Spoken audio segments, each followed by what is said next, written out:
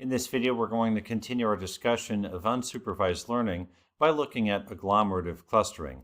So agglomerative clustering is where we are clustering by starting with each item as an individual unit and then creating clusters out of it by merging basically units at a time until we end up with an optimal cluster. So start with one cluster for each record, then combine the two closest clusters to each other, lather, rinse, repeat effectively. So several different ways we can do this. We talked about the distance between clusters, whether we're looking at the furthest members of each cluster, which would be the maximum distance, like Cleveland to Paducah, Kentucky, if we're looking at the cluster of Ohio versus Kentucky. Or minimum would be the nearest two items, so probably Newport and Cincinnati. Average would be the average distance between items. And then centroid would be the centroid of each cluster. So there are several different ways that we can cluster, and you can take a look at them here. Now, a dendrogram is a nice way to cluster and view clusters because we start with this idea where each unit is an individual cluster, and then we merge two clusters together, and we continue to do that until we end up with the optimum number of clusters.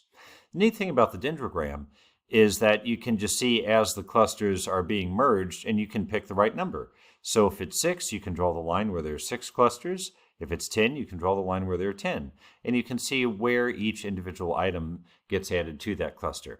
So we're going to create a dendrogram of Ohio counties in a Jupyter notebook. In a previous recording, I did the necessary imports, and then I told it to show all rows for a data frame. And then I pulled in the election results that I used just for Ohio. This came from the MIT Election Data Lab. It has election results for all counties in the U.S., and I just limited this just to Ohio counties. I set the index, and then I pruned it down to just a few columns that I wanted to use to look at Ohio County data. So population, age 65 and older, median household income, unemployment percent, less than high school percent, and less than college percent. Next, I looked at the distance of those, and then I normalized the numbers and looked at the distance between those numbers. Next, we took a look at Holmes County, which is a bit of an outlier. So we're going to continue with this, but to make the dendrogram a bit easier to use, a little more bite-size, I'm only going to look at the first 20 counties. Most of these are rural counties, with the exception of Cuyahoga, which is where Cleveland is. Then we also have a few outliers. Adams has a very low high school graduation rate, and Athens County, while it's a rural southeastern Ohio county, it's also where Ohio University is, so it's largely a college county. So next thing I do is I take this smaller data frame with only 20 counties and I normalize it. So from each member, subtract the mean and then divide by standard deviation. So the columns will now contain values that have an average of 0, and the values themselves will be the number of standard deviations from that mean of the original value in that column. And then we compute distances. So computing distances we know is important because when we're clustering, we're going to tend to put items that are close together distance-wise in the same cluster. So it makes sense to start with this distances so we can take a look at how the science is going to work underneath. The next thing we do is we invoke this dendrogram function, and we see we give it some labels and a color threshold, and let's see what we get out of this.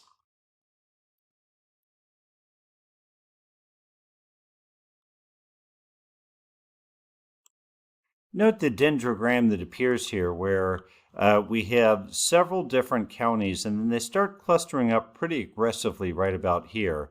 And then at the very top, we see the last few clusters form.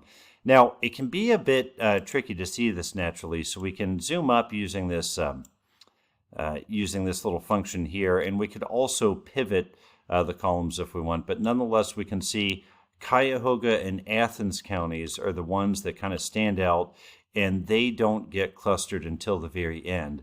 Then we see the other counties tend to get clustered a little bit sooner. But nonetheless, if we go all the way back out, we can see that do we want 2 clusters? We can cut it off here. 3 clusters, we cut it off here. So 2 clusters would effectively be Cuyahoga and everything else. 3 would be Cuyahoga, Athens, and everything else. 4 clusters would be Cuyahoga, Athens, I didn't get that one, and whoever's else after that. And then as we get lower, we start to get clusters that have more members in it. So if we want about 9 clusters, we're going to have 2 clusters that contain more than 1 member. So now it's time to validate our clusters and say, okay, is the interpretation reasonable? Can we get summary statistics from each cluster? Since we have them now clustered, we could put them into bins or put them into groups and do our normal standard deviation, as we typically do.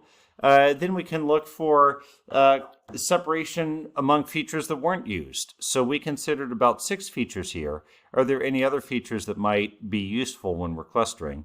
And we can label the clusters. So Cuyahoga County would be an urban county. Athens County might be a small county that's a university county, and then the rest in our sample would be rural counties. Of course, if we used all 88 Ohio counties instead of just 20, we'd probably find a lot more members to some of those groups, especially the urban county group. So stability change. Do the clusters change if some of the inputs are altered? What if we used a different set of 20 counties in our sample? What if we used a different set of features? And then let's take a look within the cluster. What's the average distance of records within the cluster between it and its centroid? And then, of course, what's the number of clusters? That's something that there's not necessarily a good number of clusters, but a bit of experience can help us with that. So next we want to say, why were these items added to specific clusters, or why were they clustered at a specific time?